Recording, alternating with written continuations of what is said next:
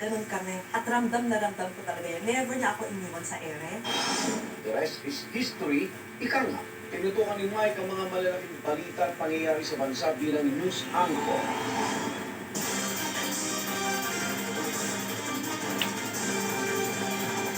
Narito ang pinaka-respetado, pinaka-pinagkakatiwalaan. 2004, nilaunch namin yung 24 oras. Sino ang 24 oras? Dahil hindi natutulog ang balita. So, ang newscasters were Mike Enriquez, Buma, and si Tita Mel, at saka si Pia Guanyo for Showbiz News. Nakita ko dito ng mga hindi sa Tonicot nung tinanong ko, bakit kayo nandito sa Vatican? Bakit niyo gusto makita si John Paul II? Pope John Paul II, Pope Francis, pareho kong na-cover. Si Pope John Paul II, na-cover ko. Hanggang libing niya akong pinag-cover sa Vatican. Mahigit 20 minuto na kami lumilipad dito, papalapit na sa Tacloban. Lahat ng dinaanan namin, lahat ng bahay, sira.